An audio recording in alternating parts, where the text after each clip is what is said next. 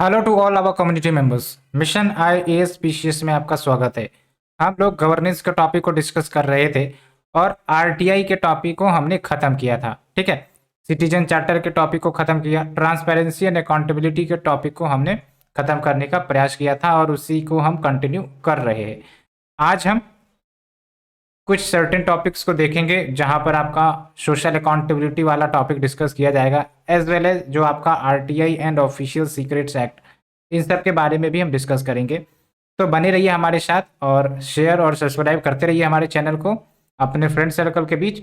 और लगभग लगभग आपका गवर्नेंस टॉपिक भी खत्म है, मैं आपको बता ही रहा था। और गवर्नेंस में कोई ऐसा रॉकेट साइंस है नहीं जो आपको समझ में नहीं आएगा। काफ़ी आसान चीज़ें होती हैं, अगर आपने पॉलिटी पढ़ा है तो गवर्नेंस भी आसानी से समझ में आएगा। बस आपको टॉपिक लिंक करते जाना है with the current examples and examples you see in your locality, society, nation.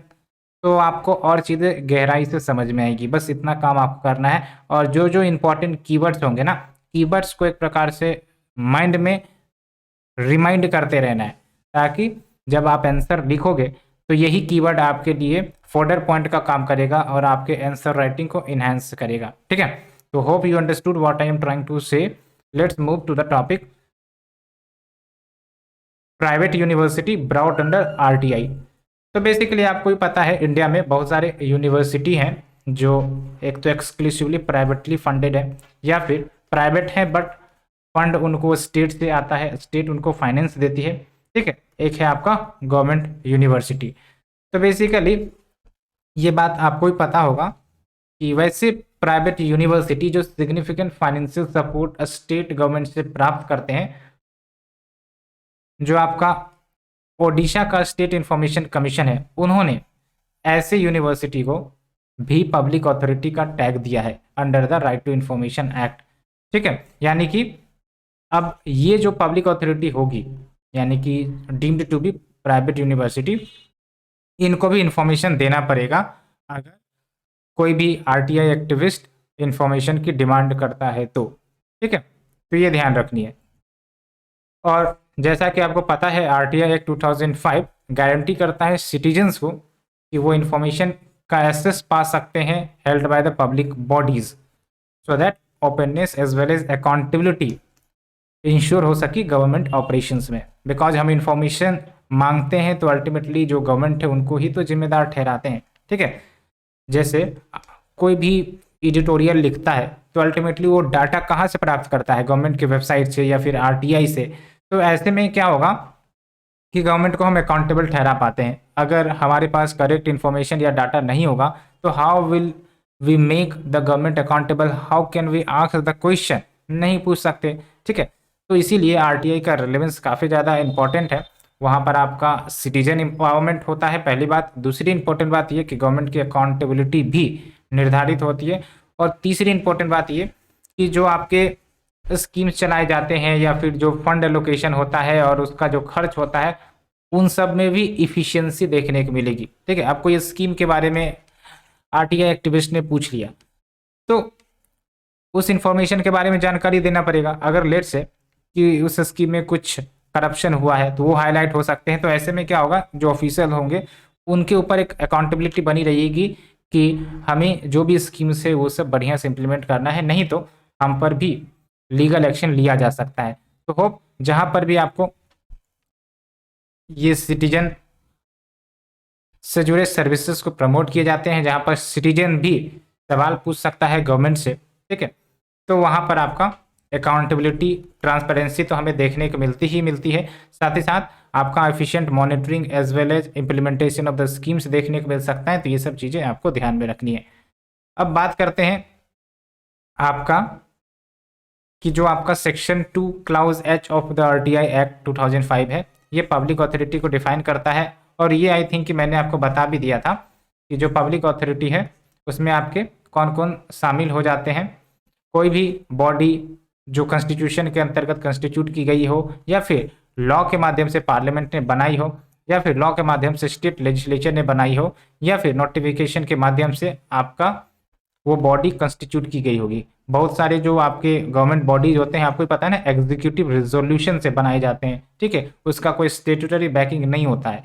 तो वो सब भी बॉडी आपके इस पब्लिक अथॉरिटी के अंतर्गत आ जाएंगे। ये भी आरटीआई एम्बिट के अंतर्गत कवर्ड होंगे। इनको भी इंफॉर्मेशन प्रोवाइड करनी पड़ेगी आरटीआई एक्टिविस्ट को या फिर पब्लिक को, ठीक है। तो इससे क्या होता है, अकाउंटेबिलिटी निर्धारित होती है, इंस्टीट्यूशन में एडमिनिस्ट्रेशन में ट्रांसपेरेंसी आता है, एंड सिटीजन एम्पावरमेंट होता है, और साथ ही साथ जो डेमोक्रेसी है वो भी प्रमोट होती है, ठीक है। बिकॉज सिटीजन्स भी इक्वली पार्टिसिपेट करते हैं in the decision making as well as understanding the core issue of the nation as well as highlighting the core issue of the nation, ठीक है। तो ये हमने देखा। अब चलते हैं RTI and official secrets act. अब ये ऑफिशियल सीक्रेट एक्ट की अगर हम बात करें तो आपको पता होगा या फिर आपने न्यूज़ में भी सुना होगा कि ये एक ब्रिटिश इरा का एक कानून है, ठीक है। इसमें क्या होता है कि सर्टेन इंफॉर्मेशन जो गवर्नमेंट के पास होती है उसको देने से डिनाई किया जा सकता है, या फिर अगर कोई इंफॉर्मेशन लीक करता है तो उस पर पीनल एक्शन ली जा सकती है। पहले ये बहुत सारे ब्रिटिश कानून लाया करते थे ताकि फ्रीडम मूवमेंट्स को वीक किया जा सके, इंफॉर्मेशन शेयरिंग को कमज़ोर किया जा सके, ताकि लोगों में अवेयरनेस तब ना फैले, इसलिए ये सब एक्ट लाया करती थी। हालांकि ये जो आपका ऑफिशियल सीक्रेट एक्ट है ये अभी भी है, इसके बारे में हम डिस्कस करेंगे।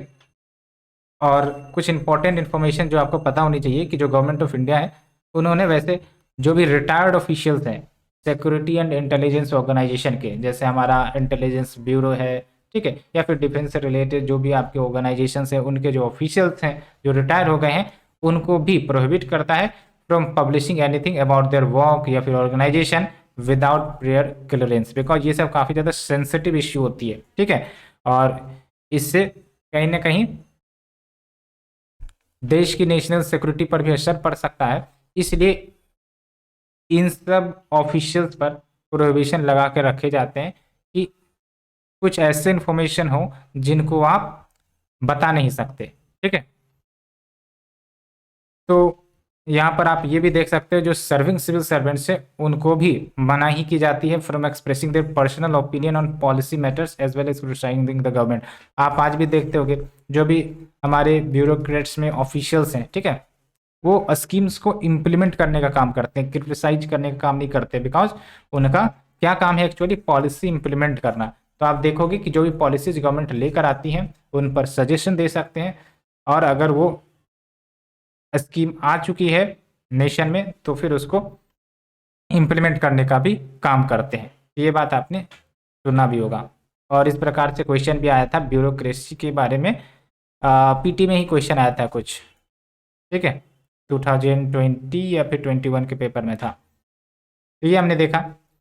तो बेसिकली जब हम ऑफिशियल सीक्रेट एक्ट 1923 की बात करते हैं तो ये आपका ब्रिटिश कॉलोनियल इरा वाला एक्ट है। इससे पहले भी आपका इंडियन ऑफिशियल सीक्रेट्स एक्ट 1904 और इसी का रिवैम्प्ड वर्जन है 1923 वाला, ठीक है। और इसमें क्या बातें की जाती है, जैसा कि मैंने आपको बताया कि सर्टेन इन्फॉर्मेशन शेयर नहीं किए जाएंगे, कॉन्फिडेंशियलिटी बढ़ती जाएगी इन द गवर्नेंस।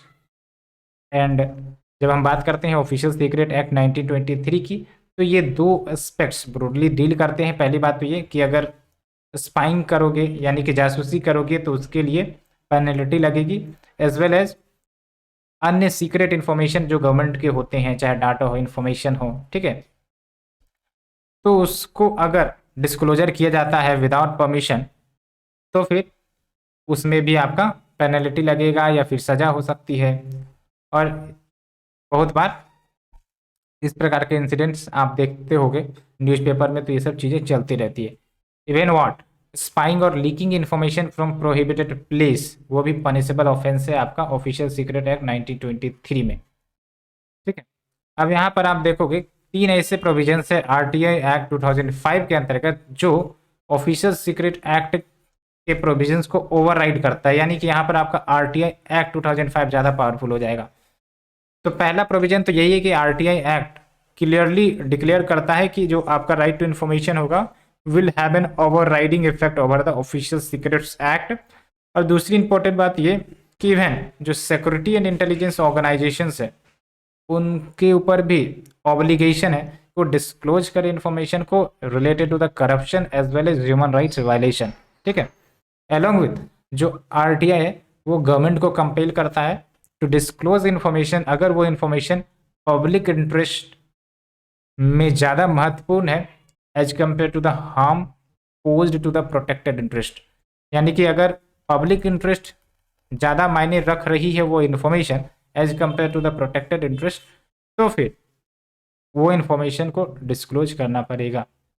ये कुछ 3 प्रोविजंस हमने देखा। अब बात करते हैं कि आखिरकार ये सब जो ऑफिशियल सीक्रेट्स एक्ट सब आप देखते हो, तो एक प्रकार से क्या है, इन्फॉर्मेशन को नॉट डिस्क्लोज करने का एक प्रोविजन है। तो इतना ज़्यादा टाइटर नॉर्म्स सिक्रेसी के ऊपर क्यों?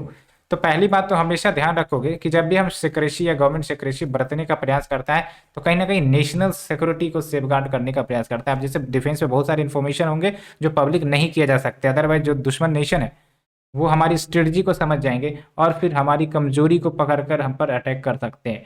तो इसीलिए नेशनल सिक्योरिटी जहाँ पर प्रायोरिटी रहेगी वहाँ पर हम उस प्रकार के इन्फॉर्मेशन नहीं शेयर कर सकते जो हमारे नेशनल सिक्योरिटी को खतरा पहुँचा दे। तो पहला प्रायोरिटी वही है कि सेफगार्ड द नेशनल सिक्योरिटी, ठीक है, to protect authorised national security operations, तो उसके लिए ज़रूरी है। एंड दूसरी इंपॉर्टेंट बात ये कि एक स्टेबल सिक्योरिटी पॉलिसी बनाना डिफिकल्ट होता है because national security challenges dynamic होते हैं, बदलते रहते हैं कंडीशन बदलने के साथ। और तीसरी इंपॉर्टेंट बात ये कि जो फ्रीडम ऑफ एक्सप्रेशन हमारे कॉन्स्टिट्यूशन में दी गई है, ये आपको भी पता है, it is not absolute, it has certain restrictions, ठीक है। जैसे हम freedom of expression, freedom of speech सब की बात करते हैं तो इट हैज़ सम रेस्ट्रिक्शंस, ठीक है। As well as certain information about certain secret official papers जिनके नेशनल सिक्योरिटी इम्प्लीकेशंस हो सकते हैं, तो वो सब इन्फॉर्मेशन देने से डिनाई किया जाता है। ये हमने देखा। अब बात करते हैं concerns associated with official secret act, यानी कि क्या कुछ इश्यूज निकल कर आते हैं इस ऑफिशियल सीक्रेट एक्ट के कारण। तो पहली बात तो ये कि जो सेंसिटिव डाटा होते हैं, व्हाट इज सेंसिटिव डाटा, ये कौन डिटरमाइन करता है जिसको रिलीज नहीं करना है ना। तो ये सेंसिटिव डाटा का डेफिनेशन बेसिकली वो गवर्नमेंट के इंटरप्रिटेशन पर डिपेंडेंट है ना, जिसके कारण गवर्नमेंट चाहे तो इन्फॉर्मेशन दे सकती है या फिर नहीं दे सकती है ना। तो ये बात निकल कर आता है। दूसरी इंपॉर्टेंट बात ये कि एक्सपीरियंस की कमी है with D classifying secret files, यानी कि बहुत सारे सीक्रेट फाइल्स है जिसको डिस्क्लोज नहीं किया जा चुका है ना। तो दूसरा आपका ये दिक्कत निकल कर आती है। साथ ही साथ ओवर क्लासिफिकेशन हम कर देते हैं डाटा का।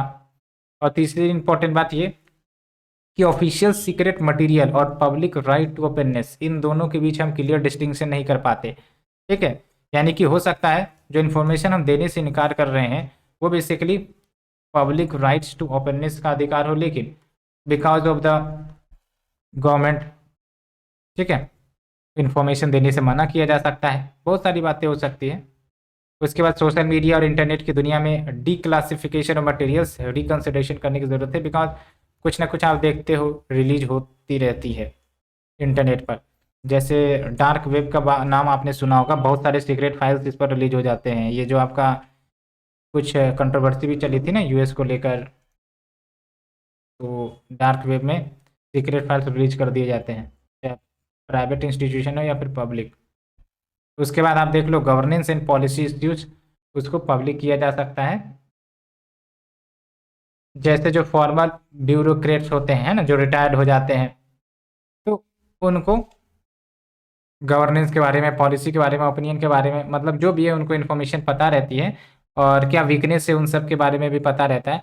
तो सही इन्फॉर्मेशन दे सकते हैं, ऐसे पॉलिसीज और प्रोग्राम्स अच्छे बनेंगे। बिकॉज जिस चैलेंजेस से हम डील करना चाहते हैं वो एक्चुअली उस चैलेंजेस को झेल कर आए, तो उनको क्लियर कट पता रहेगी कि कैसे उन चैलेंजेस को आइडेंटिफाई करके सॉल्व किया जा सके, ठीक है। अभी हम लोगों को उतना चैलेंजेस एडमिनिस्ट्रेशन में क्या है नहीं पता होगा, लेकिन इफ़ अगर सर्विस ज्वाइन करते हैं तो जाहिर सी बात है हम उन चैलेंजेस से वाकिफ़ होंगे और उसको भी हम एक्सपीरियंस के रूप में ऑब्जर्व करेंगे। तो वही बात निकल कर आती है।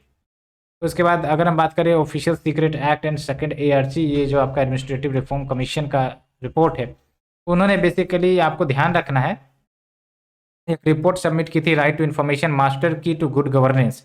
उन्होंने साफ साफ कह दिया था कि ये जो ऑफिशियल सीक्रेट्स एक्ट 1923 है ना, इसको रिपील कर देना चाहिए। यस, याद रखना है, सेकेंड एआरसी के रिकमेंडेशन के अनुसार इनका कहना है कि OSA यानी कि ऑफिशियल सीक्रेट एक्ट 1923 को रिपील कर देना चाहिए, लेकिन गवर्नमेंट ने इस रिकमेंडेशन को रिजेक्ट कर दिया था बिकॉज गवर्नमेंट का कहना है कि this act is the only law जो डील करता है विद द केसेस ऑफ एप्सनोज यानी कि जासूसी से रिलेटेड मैटर या फिर wrongful possession and communication of sensitive information जो नेशनल सिक्योरिटी के लिए डेट्रीमेंटल हो सकता है, तो उसको अगर डील करना होगा तो ये एक्ट ही डील करता है ना। अगर इसको हटा दिया जाएगा तो फिर कैसे इन मुद्दे से लड़ा जा सकेगा, तो ये बातें निकल कर आती है। तो कंक्लूजन में क्या बोला जा सकता है कि जो सिविल सर्वेंट्स एंड ऑफिशियल्स हैं उनको भी बैलेंस रखने की ज़रूरत है। एक तरफ जो इसेंशियल इन्फॉर्मेशन है उसको तो डिस्क्लोज करना ही चाहिए, ठीक है, एज वेल एज ये भी ध्यान रखना चाहिए कि हम ऐसे इन्फॉर्मेशन को न रिलीज कर दे जो नेशनल सिक्योरिटी को अफेक्ट कर सकता है। तो क्लियर कट बैलेंस रखने की ज़रूरत है। लेकिन सबसे इम्पोर्टेंट बात ये कि हु विल टेल कि वो आपका थ्रेशोल्ड या लाइन क्या है, ठीक है। तो हमेशा जैसा कि आपको ही पता है बैलेंस्ड अप्रोच के रूप में आपको चलना पड़ेगा, आपको आंसर बैलेंस्ड अप्रोच के रूप में लिखना पड़ेगा, ये बातें हैं। तो हमने यहाँ तक डिस्कस किया, चलिए अब हम मूव करते हैं ई प्रिजन प्रोजेक्ट। इसको आप बस केस स्टडी के रूप में यूज कर सकते हो। आई डोंट थिंक इस पर सेपरेट क्वेश्चन बनता है, बस हाँ थोड़ा थोड़ा ई गवर्नेंस का एग्जाम्पल भी आप इसमें ऐड कर सकते हो कि ई प्रिजन प्रोजेक्ट जो लॉन्च की गई है, जिसके तहत जो कंट्री का जेल सिस्टम है उसको कंप्यूटराइज किया जाएगा, यानी कि जो भी प्रिजनर के डाटा है वो डिजिटली अवेलेबल हो, एसेसेबल हो, ठीक है। तो ये मकसद है आपका ई प्रिजन प्रोजेक्ट का, इसको आप ई गवर्नेंस के एग्जाम्पल में लिख सकते हो। तो कैसे काम करेगा ई प्रिजन? तो पहली बात तो ये कि एक सेंट्रलाइज्ड डाटाबेस होगा। सेंट्रलाइज्ड डाटाबेस, यहाँ पर बेसिकली डाटा रखी जाएंगी रिलेवेंट इन्फॉर्मेशन का। और दूसरी इंपॉर्टेंट बात ये जो आपका सेंट्रलाइज्ड बेस है या डाटाबेस है उसको कनेक्ट कर दिया जाएगा आपका police as well as court system से, ठीक है। एंड उसके बाद जो भी आपके ऑथराइज्ड ऑफिशियल्स हैं, है ना, वो एक्सेस कर सकते हैं प्रिजनर्स के इन्फॉर्मेशन को या फिर अदर डिटेल्स को एक्सेस करना है तो वो एक्सेस कर सकते हैं थ्रू ए सिक्योर नेटवर्क, ठीक है। तो ये ध्यान रखनी है। तो काफ़ी अच्छी बात है कि जो प्रिजनर्स के डाटाबेस है वह हमें डिजिटल देखने को मिलेंगे, तो कोई भी पुलिस स्टेशन इनको एक्सेस कर सकता है ना। जैसे बहुत बार होता है ना कि कोई क्राइम हो गया, अब उस क्राइम में जो आपके पर्सन इन्वॉल्व थे उसको मैच किया जा सकता है डाटाबेस से, उसको आइडेंटिफाई किया जा सकता है डाटाबेस से, उसके हिस्टोरिकल क्राइम रिकॉर्ड्स को ट्रैक किया जा सकता है। तो बहुत सारी बातें जो इन्वेस्टिगेशन को आसान बनाती है, ठीक है। तो ये सब कुछ इम्पोर्टेंस है। And also it makes online visits and grievance resolution easier. Importance की बात करें तो वही बात है, एक्टिव इन्फॉर्मेशन या लुकआउट अलर्ट्स पुलिस को भेजा जा सकता है as well as other agencies, so that एक प्रकार से करेक्ट इन्फॉर्मेशन शेयर की जा सके एंड एक्टिव एक्शन लिया जा सके against the culprits. And tracking after release, यानी कि जो भी आपके कन्विक्ट्स रिलीज हुए हैं, क्रिमिनल्स रिलीज हुए हैं, तो उनको ट्रैक किया जा सकता है, ठीक है। चाहे वो पेरोल पर रिलीज किए हो, फरलो पर रिलीज किए हो। पेरोल के ऊपर आई थिंक एक क्वेश्चन भी आया था, आप बताना हमको पेरोल क्या होता है, ठीक है। और एक फिल्म भी थी साउथ इंडियन फिल्म शायद पेरोल, उसको भी आप देख सकते हो, तो आपको जेल से रिलेटेड इश्यू भी समझ में आएगा। तो कभी कभी इस प्रकार के मूवी भी देख लेना चाहिए ताकि आपको ओवरऑल पिक्चर बने दिमाग में। तो पेरोल एक मूवी भी थी शायद। उसके बाद डिटेक्टिंग पोस्ट रिलीज कन्विक्ट्स, यानी कि जिन कन्विक्ट्स को रिलीज कर दिया गया है तो उनको डिटेक्ट करना कि वो सही से रह रहा है समाज में या नहीं, ठीक है। अगर फिर से वो कानून बार बार ब्रेक करता है या क्रिमिनल एक्टिविटीज़ में इंगेज करता है तो फिर इन पर निगरानी रखी जा सके ताकि सोसाइटी को इनसे प्रोटेक्ट किया जा सके। As well as ensure an alert mechanism under trial detainees, इनको भी मॉनिटर किए जाते हैं with accurate and up to date information. And जो आपका पुलिस स्टेशन से इनका सबसे इंपॉर्टेंट बात तो इंटर कनेक्शन होगा, बिकॉज सेंट्रल डाटाबेस से ये सब इंटीग्रेटेड रहेंगे। तो जाहिर सी बात है किसी भी स्टेट को इन्फॉर्मेशन लेना है अबाउट द क्रिमिनल तो ले सकता है, ठीक है, और ट्रैक कर सकता है क्रिमिनल को आसानी से, उनके रिकॉर्ड्स को। तो इससे काफ़ी अच्छा गवर्नेंस पुलिस सिस्टम में हमें देखने को मिलेगा, डाटा अवेलेबिलिटी भी बूस्ट होगी and it will aid in investigation as well as justice. तो कंक्लूजन में वही है कि despite the issues, e prison initiative ने कहीं ना कहीं इंडिया के जेल एडमिनिस्ट्रेशन डिफिकल्टीज जो भी हैं उनको रिजॉल्व करने का प्रयास किया है by providing centralised information repository. Repository means the deposits of data, या फिर यूँ कह सकते हो कि स्टोरेज ऑफ डाटा।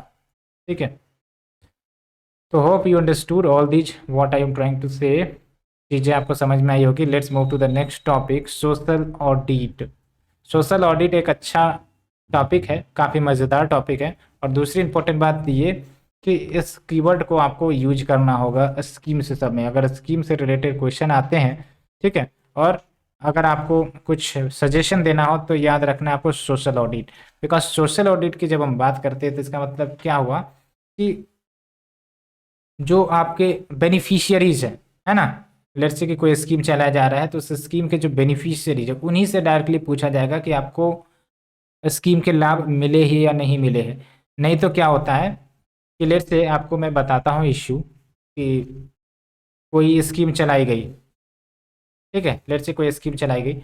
अब टॉयलेट वाली स्कीम की बात करते हैं, ये जो आपका है ना टॉयलेट बनाने की जो स्कीम चलाई गई थी कि हर घर टॉयलेट वाला कुछ योजना।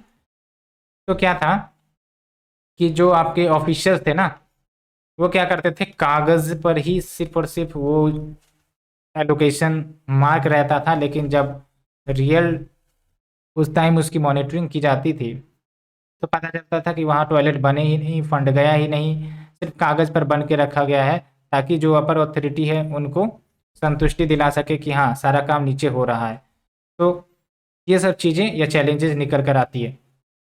तो ऐसे में क्या हो रहा है, आप देखो कि फंड तो आ रहे हैं ऊपर से, लेकिन फंड कहाँ जा रहा है नहीं पता। दूसरी इंपॉर्टेंट बात ये कि जो बेनिफिट्स मिलने चाहिए थे बेनिफिशियरीज को वो बेनिफिट्स नहीं मिल रहे हैं।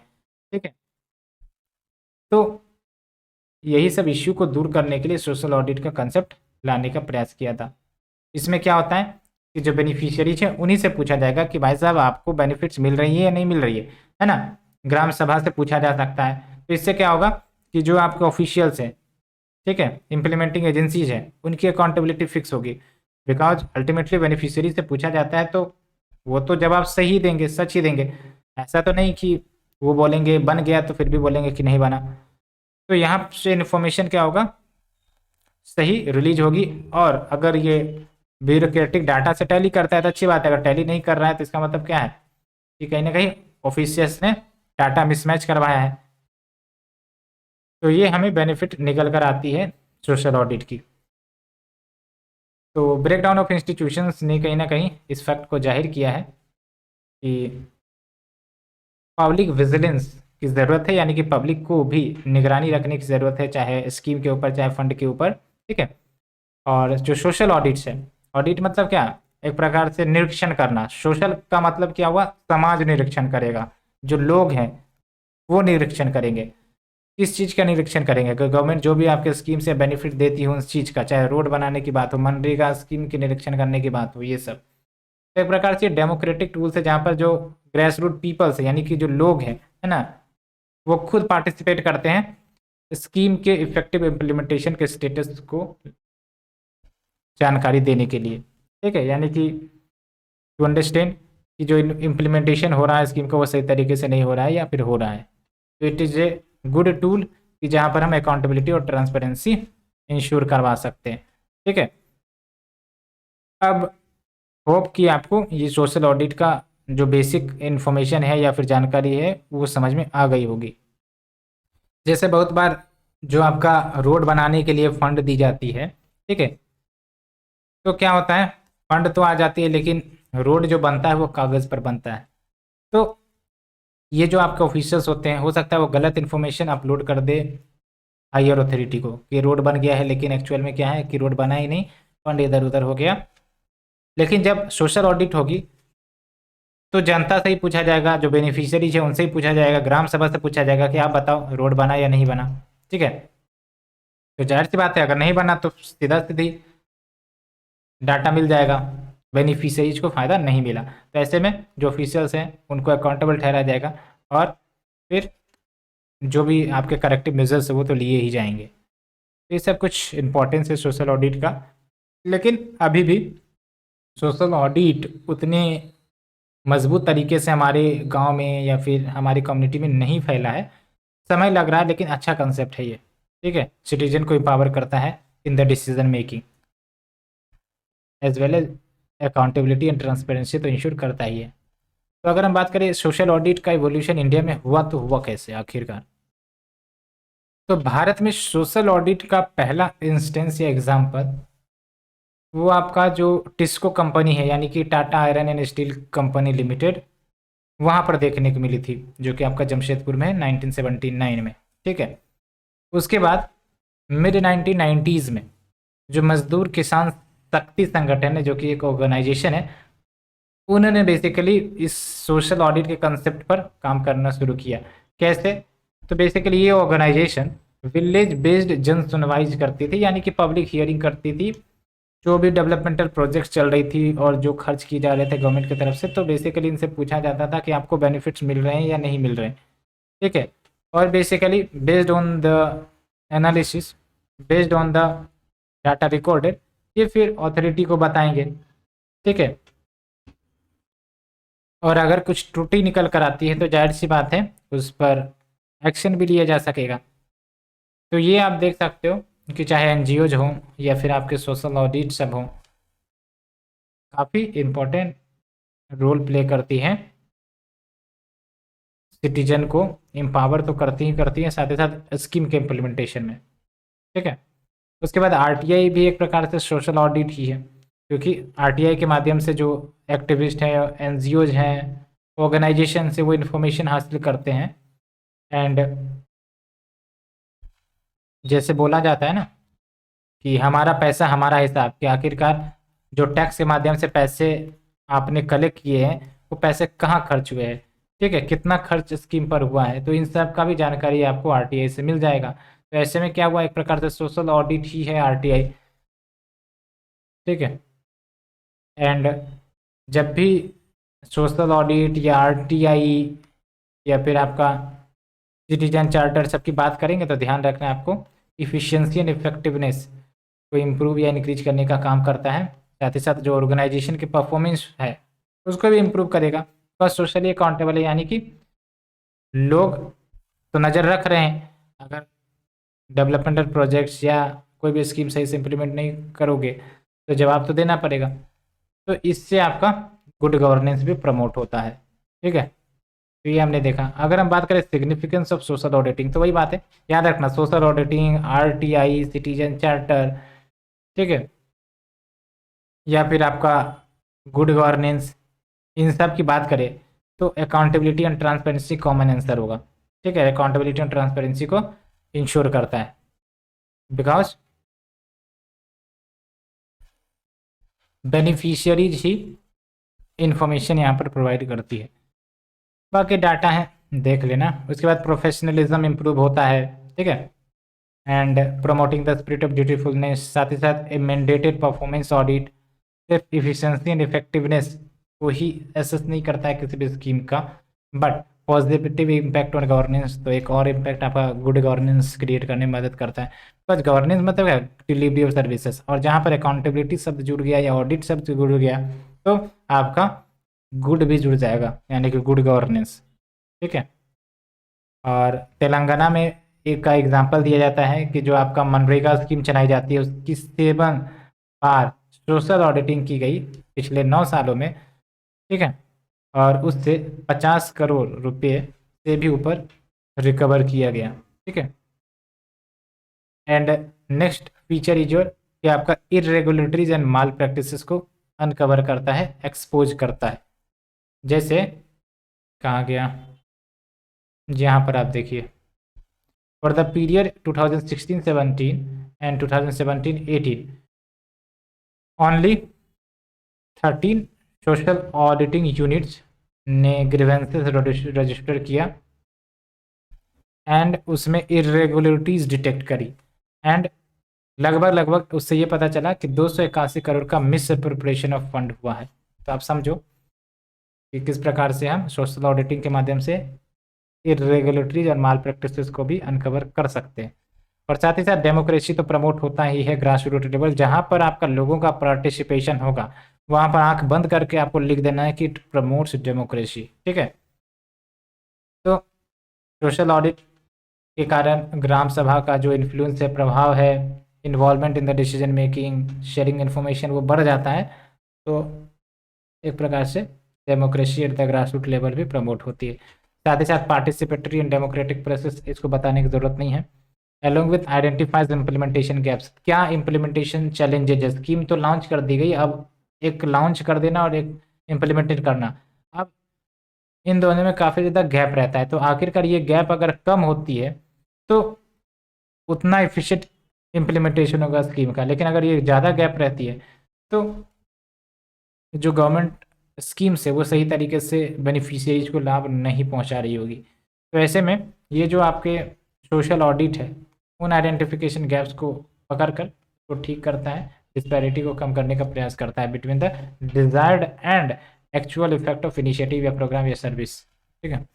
एंड ऑल्सो ग्राम सभा के फंक्शन को ये ध्यान रखना है, ये ग्राम सभा के फंक्शन को स्ट्रेंथन करता है, बिकॉज ग्राम सभा को भी एक मौका देता है कि वो वॉइस बन सके एंड इन्फ्लुएंसिंग पावर के रूप में अपने आप को रिप्रेजेंट कर सके in providing information regarding the scheme implementation, ठीक है।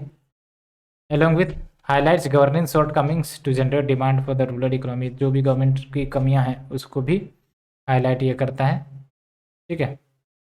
अलॉन्ग विथ जो disadvantage and vulnerable groups of people है वो भी स्ट्रेंथन होते हैं एंड गुड गवर्नेंस फैसिलिटेट होता है, ठीक है। डिसएडवांटेज एंड वल्नरेबल ग्रुप्स, जैसे फॉर एग्जांपल बेनिफिशियरीज है, अब उसको लाभ नहीं मिला, तो ऐसे में क्या होगा, इन वल्नरेबल ग्रुप्स के लिए लाइवलीहुड पर भी खतरा हो सकती है, लेकिन अगर लाभ मिल गया तो इनका भी भला होगा, ठीक है। तो ये हमने देखा। साथ ही साथ अगर हम बात करें रोड ब्लॉक क्या है in reaping the benefit of social audit, पहली बात तो सोशल ऑडिट को इंस्टीट्यूशनलाइज नहीं किया गया है, ठीक है। वैसे तो मनरेगा में सोशल ऑडिटिंग को मैंडेटरी किया गया है, लेकिन अभी भी हर डिपार्टमेंट हर मिनिस्ट्री में इंस्टीट्यूशनलाइज नहीं किया है। जैसे आप देख लो रीजनल लेवल पर भी डिफरेंसेस है। At present not all states in India have created independent social audit unit. तो ये independent social audit unit basically body ही होते हैं जो बेसिकली बेनिफिशियरी से डायरेक्ट कांटेक्ट करेंगे about the service delivery, about the schemes जो भी है, ठीक है। तो ये बात है, हर स्टेट में इंडिपेंडेंट सोशल ऑडिट यूनिट्स अभी भी स्टैब्लिश नहीं हुई हैं, बिकॉज कोई ऑब्लिगेशन नहीं है कि सोशल ऑडिटिंग को इंस्टीट्यूशनलाइज करना है या फिर लीगल फॉर्म में लाना है। उसके बाद स्ट्रिंजेंट पेनल्टी भी नहीं होती है, यानी कि डिस्पाइट ये भी पता चलेगा कि ये ऑफिशियल जिम्मेदार है ना, ड्यू टू विच जो बेनिफिट पहुंचने चाहिए वल्नरेबल सेक्शन को नहीं पहुंच पाई, तो उसके ऊपर जो पेनल्टी भी लगती है वो काफ़ी वीक होता है, ठीक है, अट्रैक्टिव पेनल्टी नहीं लगती है। उसके बाद कंप्लाइंस की कमी, ठीक है, जैसे एक एनालिसिस किया गया real time social audit data का via rapid social audit report, तो इसमें ये बोला गया कि स्टेट रेस्पॉन्सिबनेस जो है ना सोशल ऑडिट फंडिंग्स को लेकर वो काफ़ी वीक है, यानी कि डिस्पाइट सोशल ऑडिट पे बहुत सारी बुराइयां निकल कर आई, कमजोरियां निकल कर आई, तो स्टेट जो है उसको रेस्पॉन्ड नहीं देता सही से, उसमें सुधार लाने का प्रयास नहीं करता, ठीक है। Along with lack of support from senior officials, along with lack of awareness among the gram sabha members as well as their social audit rights, सब नहीं जानकारी होती बहुत सारे जो ग्राम सभा के लोग हैं या फिर आपके जो हायर अथॉरिटी है, तो अल्टीमेटली पता ही नहीं तो पार्टिसिपेशन कहाँ से होगा, ठीक है। तो पब्लिक स्क्रूटिनी भी डिस्टर्ब हो जाती है। उसके बाद कंप्लेंसी ऑफ द ओवरऑल फ्रेमवर्क, यानी कि बहुत बार ऐसा देखने को मिलेगा कि अगर सोशल ऑडिट यूनिट्स इंफॉर्मेशन मांग भी रहे हैं तो इन्फॉर्मेशन देने से इनकार किया जाता है, ठीक है। प्राइमरी वेरिफिकेशन रिकॉर्ड्स सब भी अवेलेबल उनको नहीं हो पाते हैं। अब इन्हीं सब के माध्यम से तो वो बेसिकली रिव्यू करते हैं या फिर एनालिसिस करते हैं और यही सब डाटा नहीं मिलेगी तो फिर उनके ड्यूटी में रुकावटें आएंगी, that will affect the overall auditing processes, ठीक है। उसके बाद due to linguistic and cultural limitations ये भी हो सकते हैं। No benchmarking of the social audit, यानी कि प्रॉपर स्टैंडर्ड्स क्या है सोशल ऑडिट का, हर जगह यूनिफॉर्म नहीं है, डिफरेंट स्टेट उन्होंने अपने अपने बेंच मार्किंग लगा कर रखे हैं, तो कोई आपका कंसेंट बेस्ड डिफाइंड क्रिटेरिया नहीं है जो यूनिफॉर्म हो ऑल द स्टेट में, तो ऐसे में assessing the social impact of government programmes वो मुश्किल हो जाती है। और साथ ही साथ टाइम कंज्यूमिंग भी है, वैसा पूछो, इंतज़ार करो, बुलाओ, काफ़ी ज़्यादा टाइम कंज्यूमिंग होता है। एंड इसीलिए बोला जाता है कि डेडिकेटेड ऑफिशियल्स हो विलेज लेवल पर, जिसका काम ही हो सोशल ऑडिटिंग करना और इन्फॉर्मेशन पहुंचाना। एंड जो आपका डिसएडवांटेज एंड वल्नरेबल ग्रुप्स है उनको स्ट्रेंथन किया जाए एंड गुड गवर्नेंस को फैसिलिटेट किया जाए। तो ये सब बातें हैं, होप यू अंडरस्टूड। चीज़ें समझ में आ रही है, लाइक शेयर करना ना भूलें, ठीक है। हम इसी प्रकार से आपके लिए वीडियो लेकर आते रहेंगे, आपका सपोर्ट काफ़ी महत्वपूर्ण है। आप बस चुपचाप वीडियो ही मत देखिए, शेयर भी करिए फ्रेंड सर्कल के बीच, ताकि हमारा भी एक प्रकार से मनोबल साथ में आसमान पर हो, ठीक है। तो ये डिस्कस करने के बाद चलिए मूव करते हैं लिमिटेशंस ऑफ सोशल ऑडिट की, आखिरकार कमियां क्या है। इतने सारे बेनिफिट्स आपने देखा, ठीक है, क्या क्या बेनिफिट्स आपने देखा कि भाई साहब जनता जो है उनका एम्पावरमेंट होता है, साथ ही साथ ये कि गवर्नमेंट की अकाउंटेबिलिटी ट्रांसपेरेंसी बढ़ती है, साथ ही साथ efficient and effective implementation of government schemes, ये सब चीज़ें हमने देखा। और भी बहुत सारी बेनिफिट्स होती हैं, साथ ही साथ proper fund utilisation, corruption reduction, ये सब चीज़ें होती हैं। लेकिन कुछ ना कुछ लिमिटेशंस भी है, उस लिमिटेशंस को हम देखते हैं। पहली बात तो ये कि social audits are often intermittent and ad hoc. कहने का मतलब ये है कि आप ही देख लो ना, सोशल ऑडिट हर जगह नहीं होती है ना, हर समय नहीं होती है। तो जो कवरेज है सोशल ऑडिट की वो लिमिटेड है, काफ़ी लोकलाइज्ड है, काफ़ी स्कीम के लिए रिस्ट्रिक्टेड है, यानी कि कुछ स्कीम के लिए सोशल ऑडिट मैंडेटरी किया गया है, बाकी सब स्कीम के लिए नहीं किया गया है। साथ ही साथ सोशल ऑडिट करती जाती भी है तो कुछ ही लिमिटेड एरिया में की जाती है, बहुत सारे वास्ट एरियाज में सोशल ऑडिटिंग अभी भी नहीं होता है, ठीक है। एंड ये देख लो, social audit results can not be applied to the whole community because monitoring informal है एंड अनप्रोसेस्ड है। And social audit erratic and haphazard होते हैं। उसके बाद इंडिविजुअल सर्विसेज की अपने अपने डिफ़िकल्टीज हैं, ठीक है। उसके बाद सेवरल इश्यूज जो चलते रहते हैं, वो साइमल्टेनियस इम्प्लीमेंटेशन की बात करता है ऑफ वेरियस प्रोग्राम्स। जैसे रूरल हेल्थ का आपका इश्यू आया, तो वो बेसिकली वाटर सप्लाई को सही करने की बात करेगा, एजुकेशन, सैनिटेशन, न्यूट्रिशन। तो सोशल ऑडिटिंग को अगर सही करना है,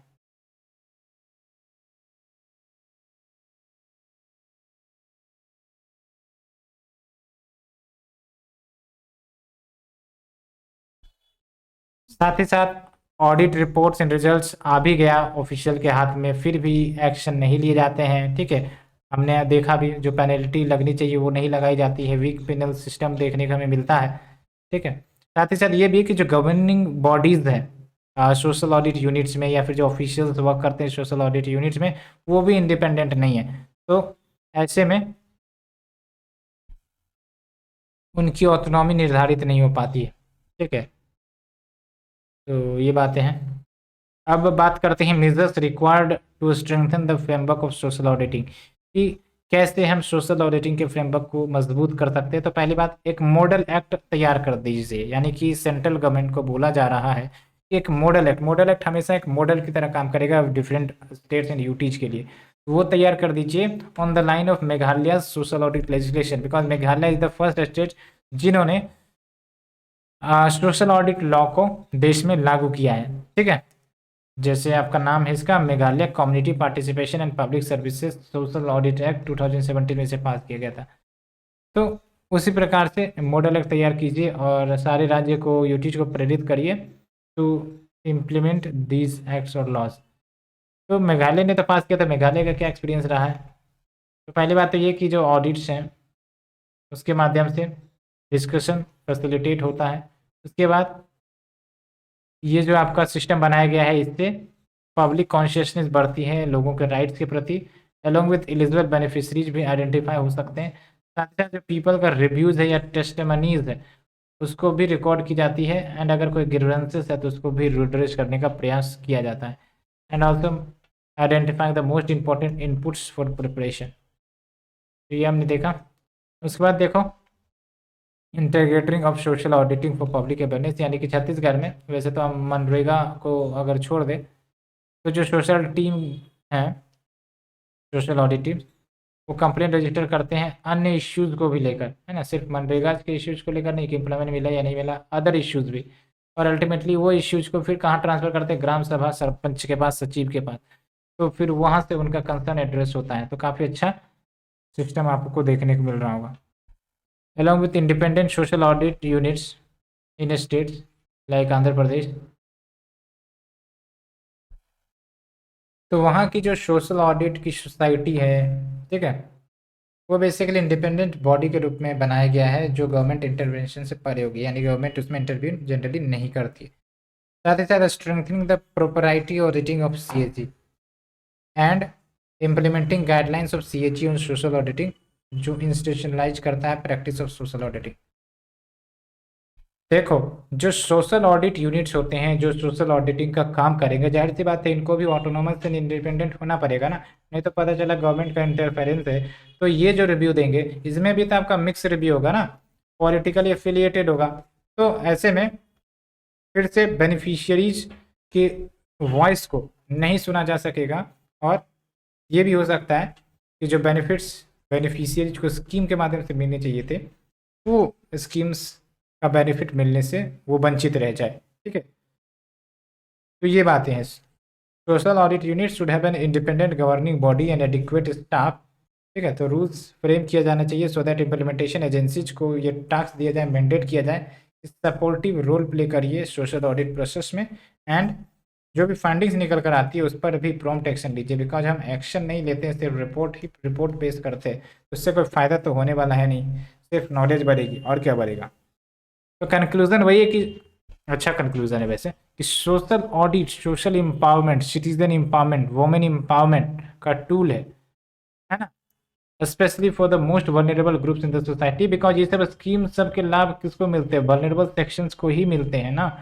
तो जाहिर सी बात है इन स्कीम्स के बेनिफिट मिल रहे हैं या नहीं मिल रहे हैं, अगर इनकी जानकारी खुद इन्हीं से पूछी जाएगी तो फिर ये एम्पावर होंगे, इनको बेनिफिट मिलेगी, इनकी लाइवलीहुड में इंप्रूवमेंट आएगा, एंड साथ ही साथ it helps to distribute the benefits of economic growth to all, and also government को ये अलाउ करता है कि वो अकाउंटेबल हो अपने लोगों के प्रति, and better policy formation implementation बनाए based on the data gathered via social auditing methodology. ठीक है, तो ये हमने यहाँ तक डिस्कस किया। Hope you understood all these issues, तो चीज़ें समझ में आई होगी। ठीक है, अब हम डिस्कस करने वाले हैं सोशल अकाउंटेबिलिटी को। तो सोशल अकाउंटेबिलिटी को डिस्कस करेंगे हम। तो बेसिकली अकाउंटेबिलिटी, ट्रांसपेरेंसी सब के बारे में तो मैंने आपको बताया ही। अकाउंटेबिलिटी का क्या मतलब होता है, जवाबदेही। ठीक है, तो बेसिकली जब उसमें सोशल जोड़ देते हैं तो इसका मतलब जनता के प्रति जवाबदेह होना। अब कौन जवाबदेह होगा, गवर्नमेंट होगा। किस चीज़ के लिए, जो वो एक्शन करती है। ठीक है, तो बेसिकली ये मैटर न्यूज में इसलिए आया था क्योंकि राजस्थान ने स्टेट वाइड कैंपेन चलाया टू डिमांड कि जो सोशल अकाउंटेबिलिटी बिल है वो अप्रूव हो जाए वहाँ के असेंबली में। ठीक है, और ध्यान रखना है आंसर राइटिंग में ये कीवर्ड भी काफ़ी महत्वपूर्ण रोल प्ले करेगा। अभी जो भी हमने कीवर्ड देखा है, सोशल ऑडिट हो, सोशल अकाउंटेबिलिटी हो, या फिर आपका सोशल अकाउंटिंग ही क्यों ना हो, ये सब आपके मेंस आंसर राइटिंग को इम्प्रूव करेगा। ठीक है, तो जब हम सोशल अकाउंटेबिलिटी की बात करते हैं तो एक प्रकार से जो ऑब्लिगेशन एंड रिस्पॉन्सिबिलिटी होती है गवर्नमेंट की to be answerable to the citizens, जो वो एक्शन करते हैं, यानी कि जो गवर्नमेंट एक्शन करती है और उस एक्शन के प्रति जो आंसरेबल गवर्नमेंट होती है, ठीक है, सिटीजन को, उसको ही हम सोशल अकाउंटेबिलिटी कहते हैं। और जाहिर सी बात है जहां शब्द अकाउंटेबिलिटी आ जाए वहां पर आपका गुड गवर्नेंस भी आएगा। ठीक है, बिकॉज अगर गवर्नमेंट ही आंसरेबल है to the citizens for its action, तो जाहिर सी बात है जो जनता है वो एम्पावर्ड हो गई। अब जनता एम्पावर्ड हो गई तो मतलब क्या है कि जो गवर्नमेंट है वो जो भी स्कीम्स या फिर जो भी गवर्नेंस वो सब लाती है उसमें आपका इफ़िशेंसी लेकर आएगी। ठीक है, तो यहाँ पर आपका एग्जांपल भी है, जैसे सोशल अकाउंटिंग एक मेथड है जहाँ पर हम गवर्नमेंट के प्रोग्राम्स को ऑडिट करते हैं with the active participation of programmes intended beneficiary. जहाँ पर आप सोशल देख रहे हो ना, वहाँ पर याद रखना पार्टिसिपेशन ऑफ द पीपल्स या बेनिफिशियरीज, ठीक है। तो सोशल अकाउंटिंग में भी आपका क्या होता है, जो भी बेनिफिशियरीज है उनका एक्टिव पार्टिसिपेशन देखा जाता है और उसके माध्यम से गवर्नमेंट प्रोग्राम्स की ऑडिटिंग की जाती है। जैसे फॉर एग्जांपल पब्लिक हियरिंग्स किया जाएगा, ठीक है, और जो भी वीकनेसेस है स्कीम्स की या फिर प्रोजेक्ट्स की वो सब बताए जाएंगे, उसको रिव्यू किया जाएगा और जो भी डिस्पैरिटीज़ है उसको ख़त्म करने का प्रयास किया जाएगा, ठीक है। और ये ध्यान रखना कि जब हम बात करते हैं सोशल अकाउंटेबिलिटी की ज़रूरत क्यों पड़ती है, तो पहली बात तो ये कि सिटीजन एम्पावर्ड होगा, बिकॉज जो आपके सिटीजन है उनको भी क्वेश्चन रेज करने का मौका मिलेगा, ठीक है, डिसीजन मेकिंग में पार्टिसिपेट करने का मौका मिलेगा और इससे जो आपका पीपल्स पार्टिसिपेशन है वो भी बढ़ेगा। अलॉन्ग विथ गवर्नेंस, गवर्नेंस तो इम्प्रूव होगी भाई साहब, because it will improve the trust between the government and citizen, जो कि काफ़ी ज़्यादा फंडामेंटल है टू गुड गवर्नेंस। याद रखना, सोशल ट्रस्ट या फिर ट्रस्ट या सोशल कैपिटल, ये सब गुड गवर्नेंस के लिए इंपॉर्टेंट रोल प्ले करते हैं।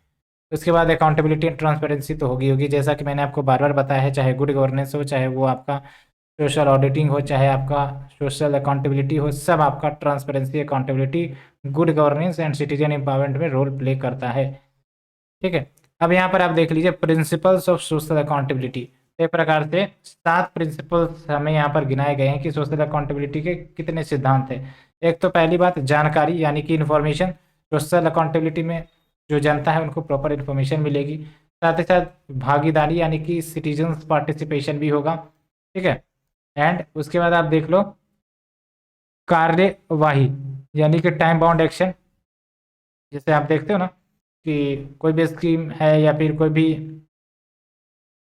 प्रोजेक्ट चलाए गए हैं, अब उसको टाइम बाउंड करना जरूरी होता है, नहीं तो क्या होता है स्कीम खिंचती चली जाती है। आपने बहुत ऐसे एग्जांपल देखे होंगे जहां गवर्नमेंट ने टारगेट लाया होगा कि 2022 तक हमको ये अचीव करना है, 2025 तक हमको ये अचीव करना है, लेकिन टारगेट ब्रीच हो जाते। तो सोशल अकाउंटेबिलिटी में वही है कि आपका टारगेट नहीं ब्रीच होनी चाहिए, ठीक है। और उसके बाद सुरक्षा, यानी कि सिटीजन्स के प्रोटेक्शन को इंश्योर करना है। उसके बाद आपका सुनवाई, यानी कि ग्रीवेंस रिड्रेसल होनी चाहिए। ऐसा ना हो कि कुछ ही सेक्शंस के ग्रीवेंसेस रिड्रेस हो रहे हैं, जो आपके पुअर वल्नरेबल सेक्शंस है उनको साइडलाइन कर दिया जा रहा है। तो सोशल अकाउंटेबिलिटी में बेसिकली ये नहीं होगा। उसके बाद जनता टू मार्च मंच, जनता का मंच, यानी कि कलेक्टिव प्लेटफॉर्म। एंड उसके बाद प्रसार, यानी कि रिपोर्ट डिसमिनेशन, जो रिपोर्ट बनकर आती हैं वो आपका पब्लिकली डिस्क्लोज होना चाहिए ताकि जनता अवेयर हो सके, ठीक है। तो ये सब कुछ प्रिंसिपल्स है। चैलेंजेस क्या एसोसिएटेड है सोशल अकाउंटेबिलिटी को लेकर, तो पहली बात तो कॉरिजन फ्रॉम लार्ज वेस्टेड इंटरेस्ट। तो बेसिकली कॉरिजन का मतलब होता है दबाव। तो कभी कभी क्या हो सकता है कि जो आपके सर्टेन स्टेक होल्डर्स है उनके तरफ से दबाव दिया जा सकता है for their larger vested interest, कि जो आपके पब्लिक हैं वो पार्टिसिपेट करें सोशल अकाउंटेबिलिटी एक्टिविटीज़ में। लेकिन ये जनता के वेलफेयर के लिए नहीं होगा, बल्कि ये जो आपके सर्टेन स्टेक होल्डर्स है उनके बेनिफिट के लिए होगा। तो it will be not good. उसके बाद इनइफेक्टिव रिड्रेसल ऑफ ग्रीवेंसेस, यानी कि ये जो आपके सोशल अकाउंटेबिलिटी प्रोजेक्ट्स, इनकी इफेक्टिवनेस है वो डिपेंड करेगी कि कितने अच्छे से इनके प्रोविजंस इम्प्लीमेंट होते हैं, और अगर कोई ग्रीवेंसेस आता है तो कितने अच्छे से उसका रिड्रेस होता है। साथ ही साथ रेजिस्टेंस टू रिफॉर्म, और इसके कारण जैसे कुछ क्रिटिकल इन्फॉर्मेशन जो होनी चाहिए वो प्रोवाइड नहीं करना, या फिर आधा अधूरा इन्फॉर्मेशन देना। तो ये सब क्या इंडिकेट करता है कि रिफॉर्म नहीं होने देना चाहते हैं, ठीक है। जबकि अगर सक्सेसफुल इम्प्लीमेंटेशन होना है सोशल अकाउंटेबिलिटी प्रोग्राम्स का, तो भाई साहब जो एक्चुअल इन्फॉर्मेशन है, प्रॉपर इन्फॉर्मेशन वो मिलनी चाहिए। उसके बाद सिटीजन्स कंप्लायंसी। सिटीजन्स कंप्लायंसी यानी कि कंप्लायंसी का मतलब है आत्मसंतोष, और ये तब निकल कर आती है जब कोई पावरफुल इंडिविजुअल आपका सिस्टम में मौजूद होता है जिसके ऊपर आवाज़ नहीं उठाई जाती जनरली, ठीक है। तो ऐसे में क्या होगा, सिटीजन हामी भर देगा, हाँ जो है सब सही है। या फिर जब करप्शन जैसी इश्यूज का बेनिफिट शेयर किया जाता है इंटायर स्टेक होल्डर के बीच, तभी लोग शांत रहेंगे। ठीक है, तो एक केस स्टडी है आपका मजदूर किसान शक्ति संगठन का, जिसके बारे में हमने आपको बताया भी था पहले। ग्रास रूट ऑर्गेनाइजेशन है, राजस्थान में बना, और ये सोशल ऑडिट का इस्तेमाल करके जो आपकी स्टेट मोनोपोली है, ठीक है, उसको इन्होंने एक्सपोज किया एंड अल्टीमेटली पीपल के पार्टिसिपेशन को इंश्योर करवाया इन वेरियस स्टेट इश्यूज, है ना। उसके बाद केरला का people campaign for decentralised planning, and इसका सक्सेस जो है वो because of the financial and functional revolution के कारण हुआ। ठीक है, एंड इसके कारण जो मार्जिनलाइज्ड वॉइसेस हैं SC ST वुमेन के, इनका रिप्रेजेंटेशन बढ़ा। तो कंक्लूजन वही है कि जो आपका करंट इरा है वो एक सेंट्रल लॉ की डिमांड करता है ऑन द सोशल अकाउंटेबिलिटी, ताकि सिस्टम को अकाउंटेबल, ट्रांसपेरेंट और एफिशिएंट बनाया जा सके, एलोंग विथ जो भी गवर्नमेंट प्रोग्राम्स है उसको ज़्यादा से ज़्यादा एक्सेसिबल बना सके लोगों के प्रति, चाहे वो गरीब लोग हो, marginalised and disadvantaged segments of the society, and assisting in poverty reduction and development. तो वही बात है कि इन सब के माध्यम से आपका प्रॉपर एनालिसिस हो सकेगा जो भी आपके प्रोजेक्ट्स सब चलाए जाते हैं, as well as poverty reduction and development में भी काफ़ी अच्छे से मदद मिलेगी। ठीक है, और जो आपका पुअर का राइट्स है वो भी इंश्योर हो सकेगा। ठीक है, तो ये हमने एनालिसिस किया, डिस्कस किया। Hope you understood. कोई ज़्यादा कॉम्प्लिकेटेड इशू नहीं है, आराम से आपको समझ में आ गई होगी।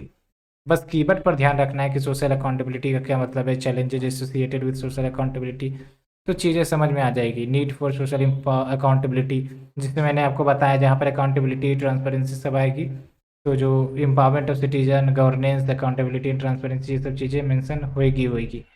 ठीक है, ये हमने देखा।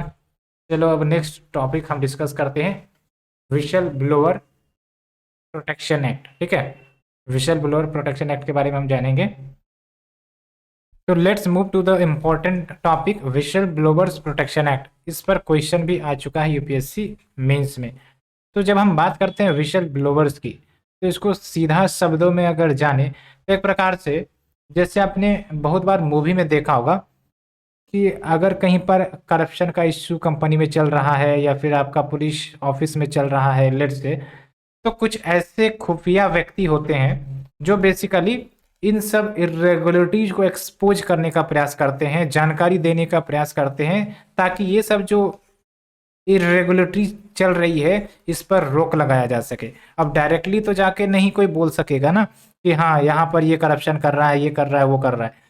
तो बेसिकली इसलिए ये खुफिया तरीके से बताते हैं ऑथोरिटीज को, ऑफिसर्स को, ताकि करेक्टिव एक्शंस लिया जा सके। लेकिन बात करें विशल ब्लोअर्स की, तो इनकी सिक्योरिटी पर भी खतरा होता है, बिकॉज इनके पास काफ़ी कॉन्फिडेंशियल जानकारी होती है जो किसी हायर अथॉरिटी को, ठीक है, एक्सपोज कर सकती है on the case of corruption या फिर इरेगुलरिटीज। तो इसीलिए इनको प्रोटेक्शन देने की भी ज़रूरत होती है। तो गवर्नमेंट ने इसीलिए विशल ब्लोअर प्रोटेक्शन एक्ट भी लाया था, लेकिन इसे कुछ अमेंड भी किया गया था और उस पर हम क्वेश्चन भी देखेंगे। तो एक प्रकार से विशल ब्लोअर का मतलब क्या, विशल मतलब क्या, सीटी। तो सीटी कब बजती है, जब कोई इरेगुलरिटीज या फिर डिस्टर्बेंसेस हो रही हो, है कि नहीं है। तो वही बात हो गई कि विशल ब्लोअर हियर मीन्स जो करप्शन या इरेगुलरिटीज को उजागर करता है। ठीक है, तो ऐसे भी आप ध्यान रख सकते हो। तो एक बात तो आपको पक्का पता हो गई होगी कि विशल ब्लोअर्स के माध्यम से, ठीक है, करप्शन को रिड्यूस किया जा सकता है। और दूसरी इंपॉर्टेंट बात यह कि इनको प्रोटेक्शन देना काफ़ी ज़्यादा ज़रूरी होता है। और ये प्राइवेट कंपनीज में भी विशल ब्लोअर्स काम कर सकती हैं और पब्लिक इंस्टीट्यूशन में भी तो काम करती ही है। ठीक है, और जो फॉर्मल वाइस प्रेसिडेंट हैं उन्होंने कहा भी था कि जो भी कॉरपोरेशंस हैं उनको विशल ब्लोइंग मैकेनिज्म प्रमोट करनी चाहिए, ताकि उनकी कंपनी में ऐसे इरेगुलर प्रैक्टिसेस ना हो, एंड साथ ही साथ विशल ब्लोअर की सेफ्टी को भी इंश्योर करना पड़ेगा। तो अगर हम डेफिनेशन की बात करें तो देख लो, विशल ब्लोइंग एक प्रकार से इसके तहत ब्राइबरी, इनकम्पिटेंस, करप्शन, फ्रॉड या अनएथिकल बिहेवियर को एक्सपोज किया जाता है with in the public, private और द थर्ड सेक्टर ऑर्गेनाइजेशन, यानी कि चाहे पब्लिक इंस्टीट्यूशन हो, प्राइवेट इंस्टीट्यूशन हो या फिर थर्ड सेक्टर इंस्टीट्यूशन हो, यहाँ पर अगर कोई व्यक्ति एक्सपोज करता है bribery, incompetence, corruption, fraud, unethical behaviour, तो विशल ब्लोअर कहलाएगा। ठीक है, और इस एक्ट को विशल ब्लोइंग कहेंगे। तो अगर हम बात करें विशल ब्लोअर्स प्रोटेक्शन एक्ट 2014 की, तो कैसे इसका एवोल्यूशन हुआ, कैसे ये एक्ट आया। लेकिन आप देखो कि 2014 में ये एक्ट आया, काफ़ी देर के बाद, काफ़ी समय के बाद, जबकि देश को आज़ाद हुए 1947 में। तो ये जो करप्शन इश्यू वाली सब तो जाहिर सी बात है हमें इस एक्ट के आने से पहले भी देखने को मिलते रहे हैं, है ना।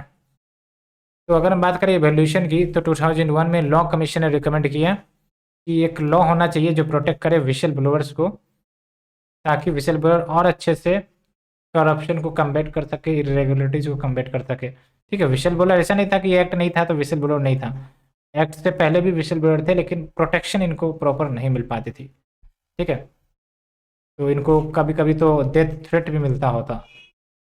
उसके बाद 2003 में गोल्डन क्वाड्रिलेटरल प्रोजेक्ट, ये ध्यान रखना, केस स्टडी यूज कर सकते हो। 2003 में गोल्डन क्वाड्रिलेटरल प्रोजेक्ट जो बिहार में चला था, इसमें करप्शन के मामले को एक्सपोज किया गया सत्येंद्र दुबे के द्वारा, जो कि प्रोजेक्ट इंजीनियर थे नेशनल हाईवे अथॉरिटी के अंतर्गत।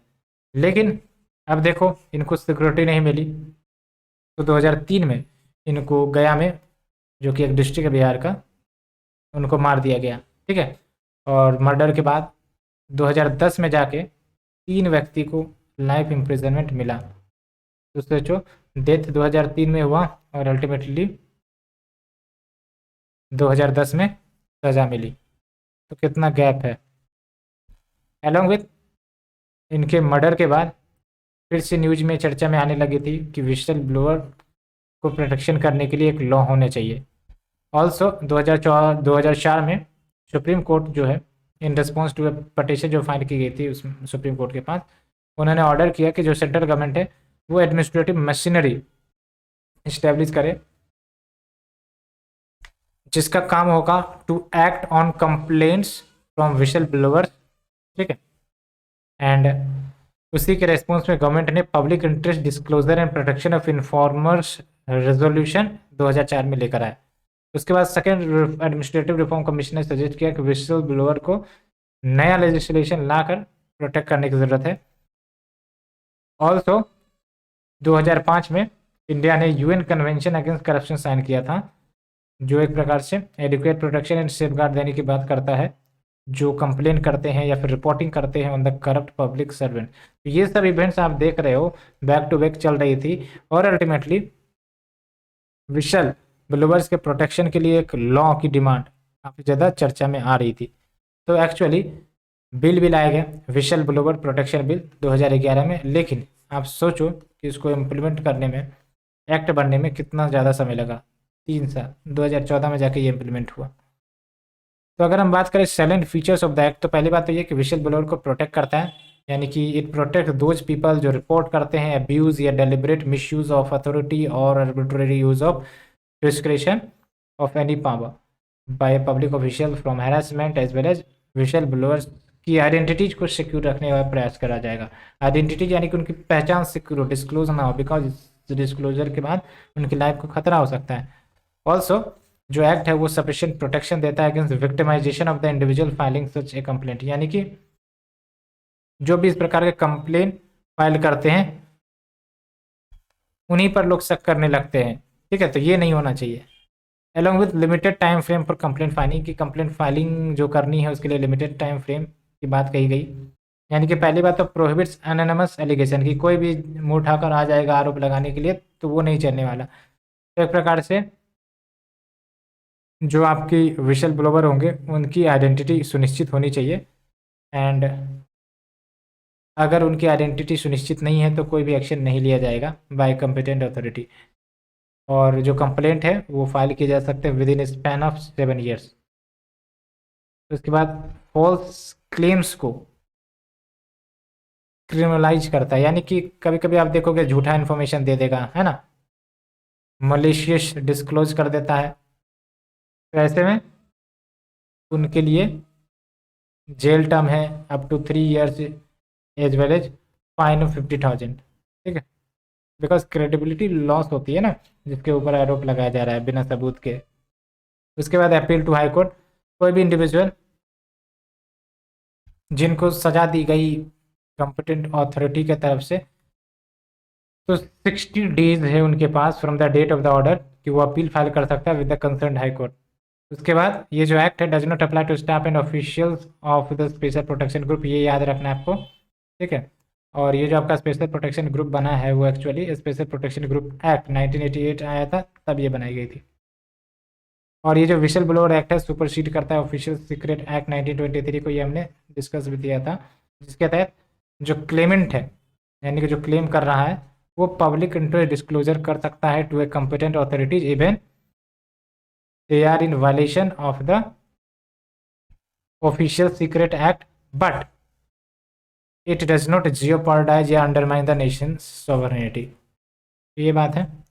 उसके बाद जो कंपनीज एक्ट 2013 है ये भी आपका रिक्वा करता है कि जो पब्लिक लिस्टेड कंपनीज है वो भी ऑडिट कमेटी स्टैब्लिश करे जो इन्वेस्टिगेट करेगा विशल ब्लोवर एलिगेशन को, यानी कि लेट्स से कोई भी आपका कंपनी है which are publicly listed company. ठीक है, अब उनके अंदर एक ऑडिट कमेटी होनी चाहिए कि लेट्स से जो विशल ब्लोवर है ना, उन्होंने जानकारी दिया कि हाँ आपकी जगह पर आपके कंपनी में करप्शन हो रहा है, तो ये कमेटी क्या करेगी, उनके आरोप को एक प्रकार से जज करेगी, देखेंगी। ठीक है, तो ये हमने देखा। उसके बाद चलते हैं issues with the whistle blowers protection act 2014। क्या इश्यूज है? पहली बात तो ये कि जो इम्प्लीमेंटेशन है इस एक्ट का उसको डिले किया गया है ना, जिसके कारण कुछ पीपल को हैरास किया गया, अटैक या फिर मार भी दिया गया। ठीक है, बिकॉज वो या तो आरटीआई एक्टिविस्ट थे या फिर विशल ब्लोवर थे, इन्फॉर्मेशन सीख कर रहे थे या इन्फॉर्मेशन बता रहे थे। साथ ही साथ lack of faith in investigative system, because सवाल खड़े उठते हैं इम्पार्शियलिटी या फिर अनइक्वल आउटकम इन्वेस्टिगेशन को लेकर, जिससे कारण करेक्ट डिसीजन निकल कर आता है। उसके बाद organizational execution is ineffective along with whistle blower है very little protection in India. ये तो बात देखने को मिलती है। वो क्या करते हैं, लेट से कि कोई सीक्रेट डॉक्यूमेंट हाथ भी लगी है तो भी वो रेगुलेटर या एम्प्लॉयर्स को देने से कतराते हैं, तो कोई डाउट लगता होगा। उसके बाद केसेस काफ़ी ज़्यादा बढ़ रही हैं, जैसे about third of the 50 companies of national stock exchange. ठीक है, उन्होंने कहा है अपने पिछले फाइनेंशियल ईयर एनुअल रिपोर्ट्स में कि लगभग इन सब ने मिलकर 3,508 विशल ब्लोअर कंप्लेंट्स हासिल किए हैं 2018 में, जो कि प्रीवियस ईयर से ज़्यादा है। प्रीवियस ईयर में 3,139 कंप्लेंट हायर किए थे, तो इसका मतलब केसेस जो हैं वो बढ़ रहे हैं। साथ ही साथ issues with we shall blower amendment bill, हाँ ये बिल जो लाए गए ना इसमें भी इश्यू है, बिकॉज बहुत सारे प्रोविजंस को डाइल्यूट करता है, कमज़ोर बनाता है।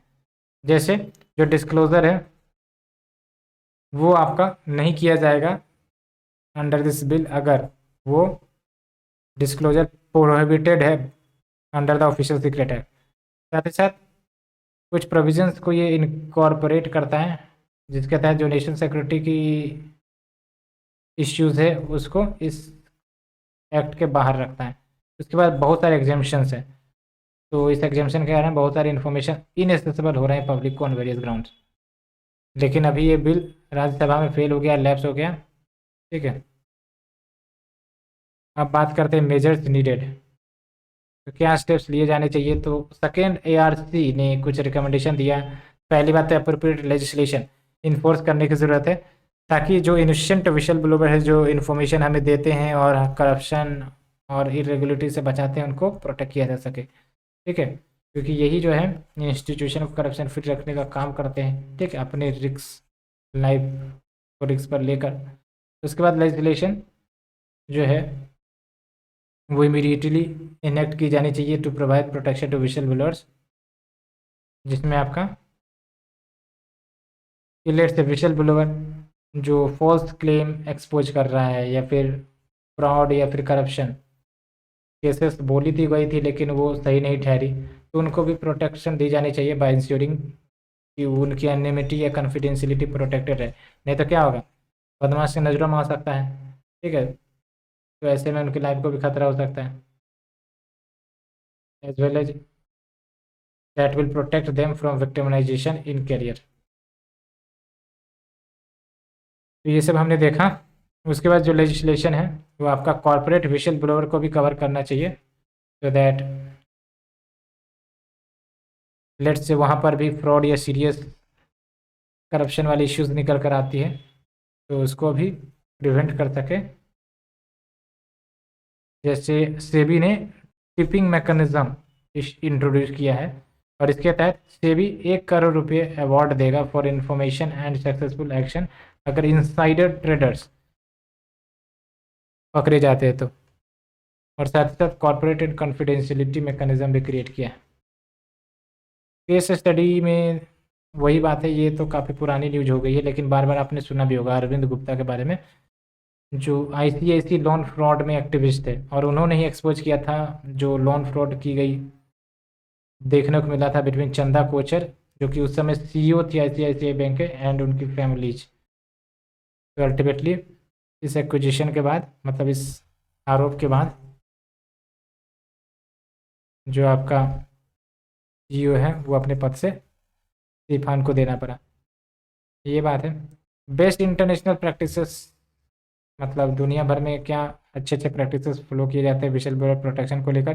तो कनाडा में बात करें तो बेसिकली वहाँ पर क्या है कि अगर रिपोर्ट लेना है विशल ब्लोअर की तरफ से या फिर मैटर को इन्वेस्टिगेट करना है as well as whistleblowers की प्राइवेसी को मेंटेन करना है, तो उन्होंने एक कमिश्नर फॉर इंटीग्रिटी बना कर रखा है इन द पब्लिक सेक्टर। समझ में आया? उसके बाद यूके की बात करें तो उनके पास तो सिविल सर्विस ऑफिस है, ये है जो आपका ऑनेस्टी, इंटीग्रिटी, इम्पार्शलिटी को प्रमोट करता है। उसके बाद यूनाइटेड स्टेट्स में आपका bureau of supervisory council and merit system protection board. तो ये हमने देखा, यहाँ तक हमने कवर किया। अब एक छोटा सा मुद्दा रह गया है, करप्शन, हेल्थ एंड कोविड। ठीक है, इस मुद्दे को कवर करेंगे, उसके बाद हम नेक्स्ट लेक्चर सीरीज में लोकपाल एंड लोकायुक्त को देखेंगे। तो होप यू अंडरस्टूड। तो बेसिकली आप पानी वानी पी सकते हो और उसके बाद फिर से आप लेक्चर को स्टार्ट कर सकते हो। मैंने आपको लंबा lecture without a break provide करने का प्रयास किया, लेकिन आप ब्रेक ले सकते हो, आराम आराम से ब्रेक लीजिए, सुनिए और फिर से पढ़िए, आपको फिर से मज़ा आएगा। तो चलिए शुरुआत करते हैं करप्शन। तो करप्शन तो बाकी काफ़ी गंभीर मुद्दा है ही, और जब हम करप्शन की बात करते हैं तो इसको आप एक एग्जांपल से समझिए कि लेट्स से कि जो आपका कोई स्कीम आया, अब 100 रुपया उस स्कीम के लिए एलोकेट की गई मिनिस्ट्री की तरफ से या फिर आपका गवर्नमेंट की तरफ से।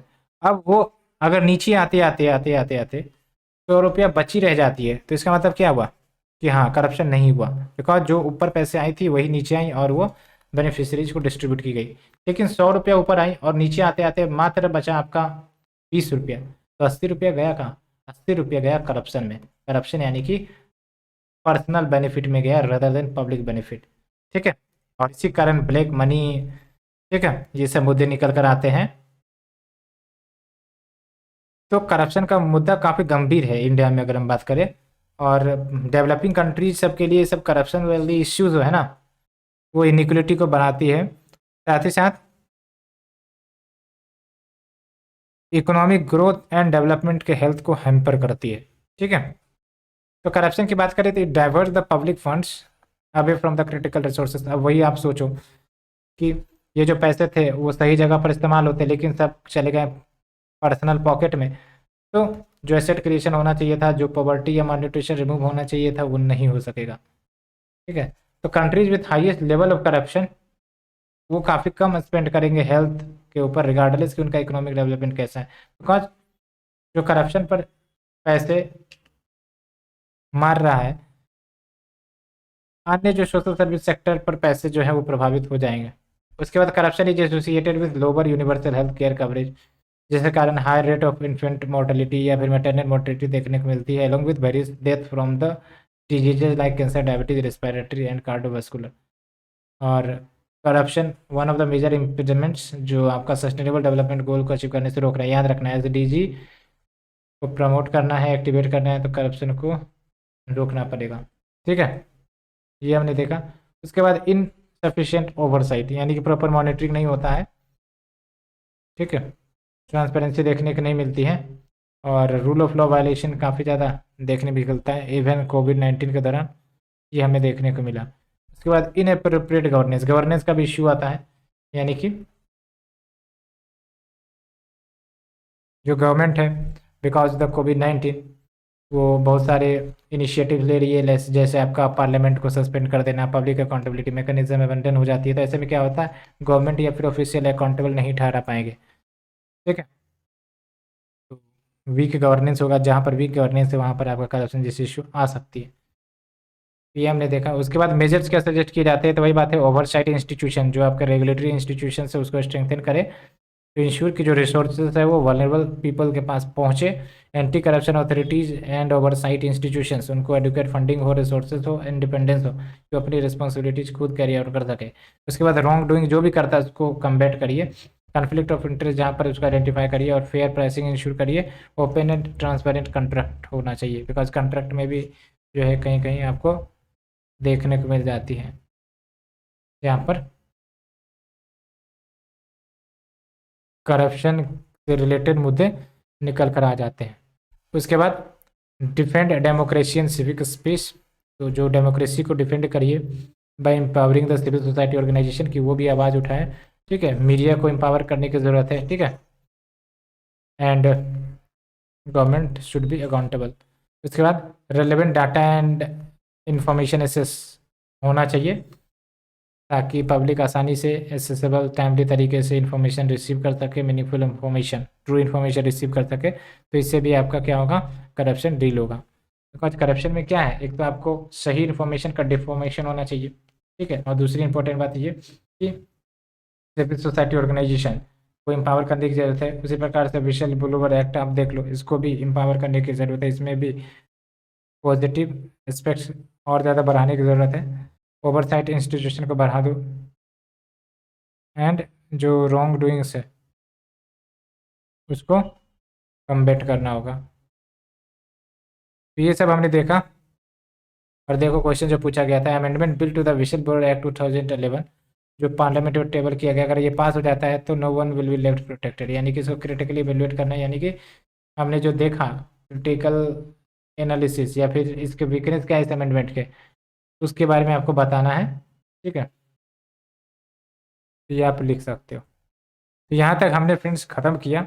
अब हम नेक्स्ट लेक्चर सीरीज में लोकपाल एंड लोकायुक्त एक्ट और लगभग लगभग आपका हाँ पेज नंबर 68 तक कंप्लीट करने का प्रयास करेंगे।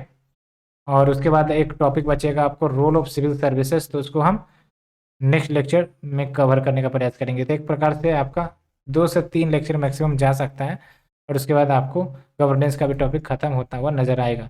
तो कैसा लग रहा है आपको ये सीरीज, जल्दी से लाइक शेयर कमेंट करना ना भूलें। ठीक है, हम इसी प्रकार से आपकी मदद करते रहेंगे। So thank you very much, have a nice day.